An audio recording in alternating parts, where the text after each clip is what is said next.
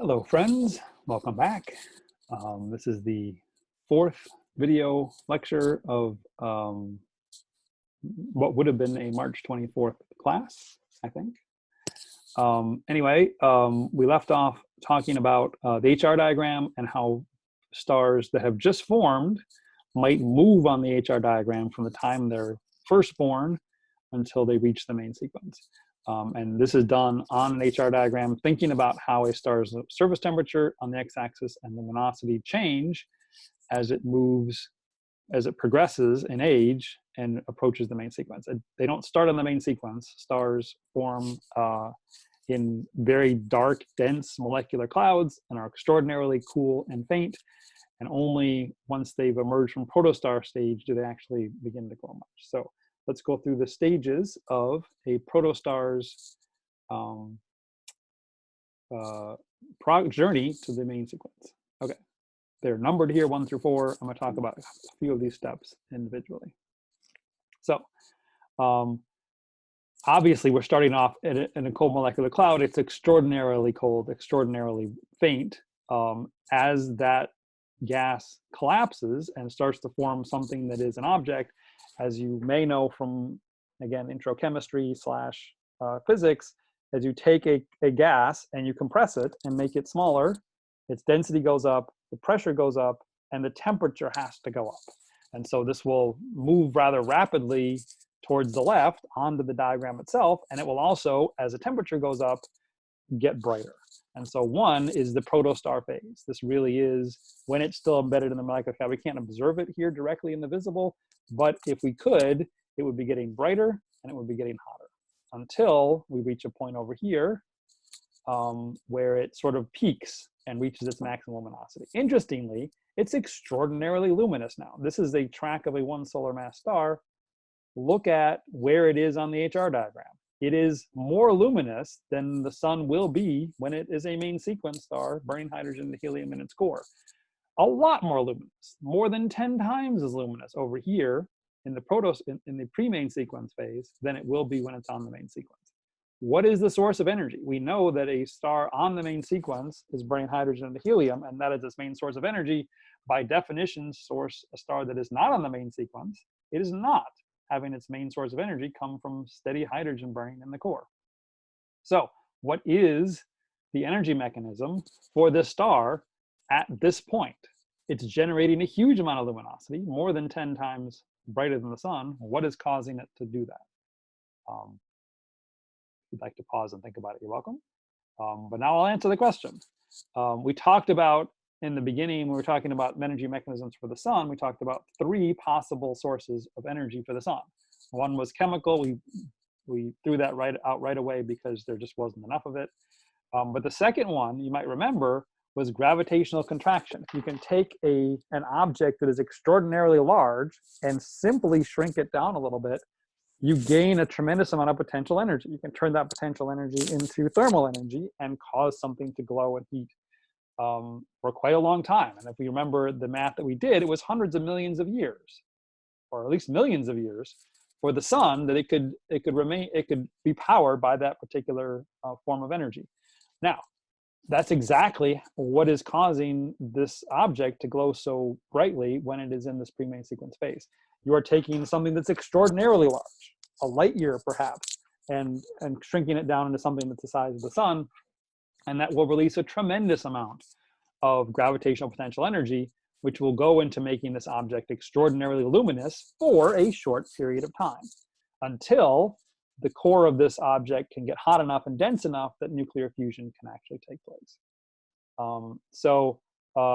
Once it reaches this point, it sort of then will slowly do what I just described. The center of this object will continue to get smaller and denser and more compact and hotter. The details I'm not too worried about of why it goes down and then left and then down again. That has to do with the internal structure of the star and how energy is being transported, nothing more than that. By the time it reaches 4, it's hot enough at the center that nuclear fusion will actually take place. And that's where the star then will remain for the next 10 billion years or so on the main sequence, happily and steadily burning hydrogen and helium. But that is the life track of a pre-main sequence, one solar mass star from its birth until it actually reaches the main sequence. Okay, there is, let me actually play this short video. If it's easier to see this happen in real time, not in real time, but in video form, I can show you. Let me pull this up.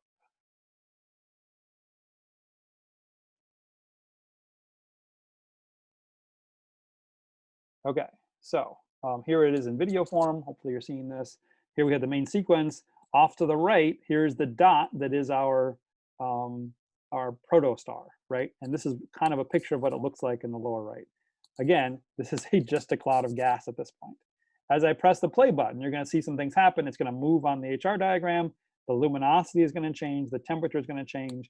And it will go from looking like a blob of red to something that looks more like a star in the lower right. So let's watch this go. Protostar assembles from a collapsing cloud fragment. Concealed, again, it's a protostar at this point. We can't actually see it. But if we could see it, it would look like what it is in the lower right.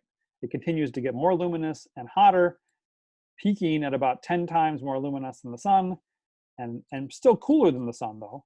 And then it will turn and move towards the main sequence as, depending on radiation or convection being the more dominant form of energy transport, will do some curly loops and then eventually reach on the main sequence as a one solar luminosity star at the temperature of the sun. So you're welcome to replay that if you would like to see it again.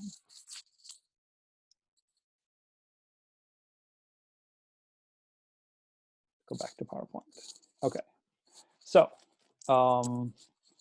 that is the path that a one solar mass star will take from birth to the main sequence. Here are, all of these are a little bit different. Here are other masses and how long they take to reach the main sequence. Here is our one solar mass star again. From you can see that other masses work slightly differently. This half solar mass star works about the same, but look at this 3 solar mass star.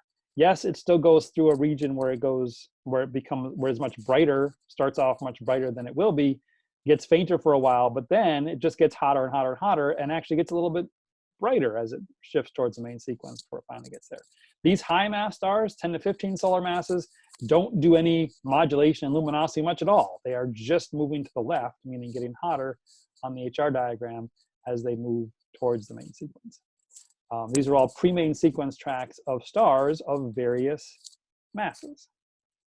One other thing I want you to note that's really important, and there's questions about it in the homework this week, is the vast differences in the time scales for these various stars. So, for instance, it takes a 15 solar mass star 60,000 years to go from protostar, meaning just formed, to the main sequence. It takes a 3 solar mass star about 3 million years. The models show that it takes the sun almost 50 million, 30 to 50 million years to go from protostar to reaching the main sequence. And the lower you go, the longer all of these time scales get. A half solar mass star is 150 million years from protostar to the main sequence. Lower mass stars do everything slower. Higher mass stars do everything faster. In fact, if you remember the main sequence lifetime of a 10 solar mass star, 10 solar mass star is going to take less than 200,000 years to reach the main sequence, less than maybe 100,000 years to reach the main sequence. The main sequence lifetime of 10 solar mass stars is only about 10 million years. It's only going to stay on the main sequence for 10 million years before it runs out of fuel and moves off. In that 10 million years, a star the mass of the sun still hasn't even reached the main sequence. So when you look at a star cluster that has a particular age and you're looking for the turnoff point, if it's a young cluster, it might be that there's 2 turnoff points. One where stars are leaving the main sequence, and one where stars are just getting to the main sequence. And both of these can actually be used to estimate the age of a cluster. In fact, there will be no cluster where all stars are on the main sequence, because these very high mass stars up here will get to the main sequence, use up all of their hydrogen, and leave the main sequence before the low mass stars have even got to the main sequence. That's a fun fact. Okay, one more topic of class before we move on. and that is brown dwarfs. We mentioned when we were talking about the masses of stars, you may remember that there's the upper mass limit on stars is about 100 solar masses, and that seems to be just how massive a star you can make and not have it be blown apart by its own internal luminosity.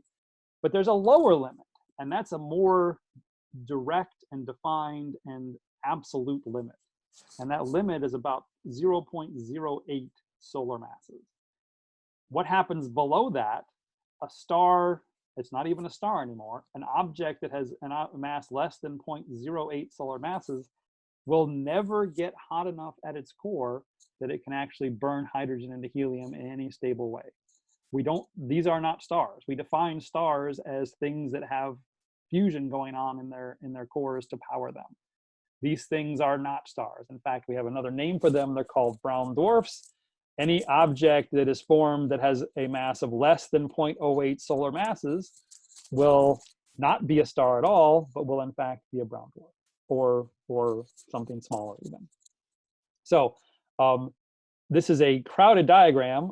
It's an HR diagram, again, showing 1 solar mass stars and giants and high mass stars and low mass stars on the main sequence and white dwarfs. But I want you to focus on the lower right. There is you can follow a life track of an object that is not a stellar object also. And these things actually will, in their very early life, be about as bright as a star, because they'll be shining by the same way that the sun does in this point in its life, meaning gravitational contraction. You're turning gravitational potential energy into thermal energy. But unlike the sun, no other source of fuel is going to be available to this object. So what's going to happen? After it reaches this point and getting hotter and hotter, it's going to start getting fainter. It's going to start using up all of its gravitational potential energy. And then it's going to reach a point at which the game is basically over, and it just sits and cools off for all time. There is no stable sequence. It's not going to reach a main sequence. These objects will just get cooler and fainter and cooler and fainter for the rest of their lives. Kind of like Jupiter. In fact, this object below this brown dwarf is Jupiter. Jupiter is about 1/1000th of the mass of the sun. Jupiter follows the same track in its early life. It got as bright or brighter than some low mass stars did, but having no other source of energy, eventually gets cooler and cooler and dimmer as it gets older and older and older. So that's brown dwarfs. Here is a nice visual that shows the relative sizes. There's some interesting things. So here we have the sun, a normal G star, 5800 Kelvin or so. Gliese 229a is one of the stars we visited in the Celestia lab exercise at the beginning of the semester. You may remember, this is a very low mass star. It's an M1 star, but it is a star. It's a cool 3600 Kelvin star. It's near the bottom of the main sequence. It's a low luminosity and much smaller, you can see, than the sun. TD1 is about the lowest temperature star you can have. This is about the bottom of the main sequence. M8 is about as low as it gets for stars on the main sequence as low a mass. This is just a little bit above the 0.08 solar mass thing. You can see how much smaller it is than Gliese 229a even though the mass difference here isn't all that big. Gliese 229b, which is the other object that we visited, it's a binary system with Gliese 229a, is a brown dwarf. This is smaller than, lower mass than 0.08 solar masses. This thing is just getting cooler and fainter and cooler and fainter with time. You can see it's already down below 1000 Kelvin at the surface temperature. It is a T7 star. You might remember we had to add some after M's as we started discovering these brown dwarfs. They are not stars. Stars are all M and above and higher in terms of temperature. Those LTY stars are all brown dwarfs. And this is a particularly cool one. A T7 is the end of the T dwarf regime. This is a brown dwarf. Here is an even fainter object, a cooler object, WISE 1828, that has even, we don't even know the masses of these things because, again, off the main sequence, this isn't a mass sequence anymore. This just sort of tells us how old they are. The older they are, the fainter and cooler they are going to be. And here's Jupiter, obviously lower mass probably, but maybe even older. Doesn't even show up on this scale because we wouldn't be able to observe this thing directly anymore. It's not giving off pretty much any of its own light. And so we can't really even give it a spectral type. Notice something interesting that happens though for these brown dwarfs. Even as the mass gets smaller and smaller, for stellar mass, smaller mass means much smaller size.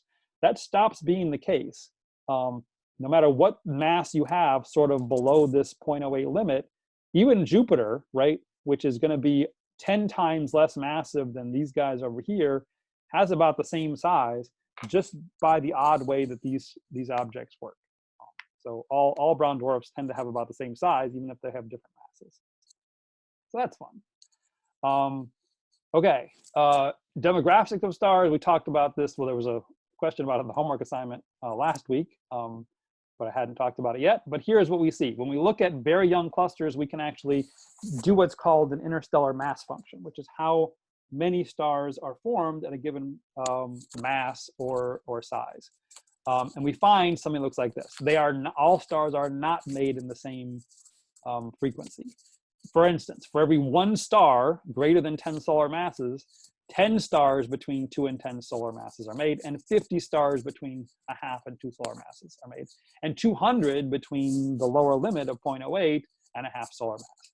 So not all stars are created equal. These guys at low mass are way more abundant than even the 1 solar mass stars, and certainly these high mass stars are the rarest of all. They just aren't made that often.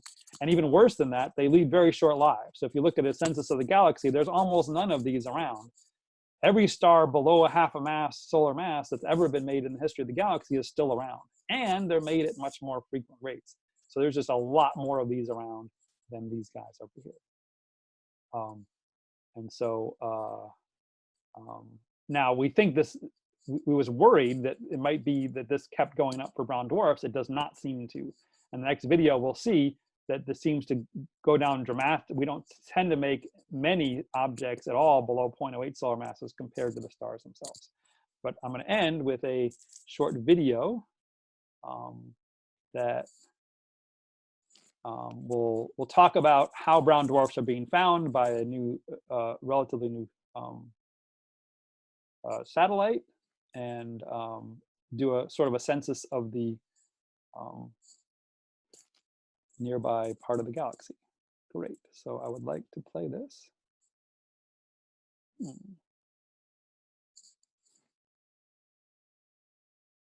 doesn't want to play. Well, I will, it's an interesting video. I'll post a video to it. You don't need to watch a video on my video. I will post a link to this video and you can watch it on your own. So thus ends class for today. Good luck on your exam this weekend, and I'll see you again next week.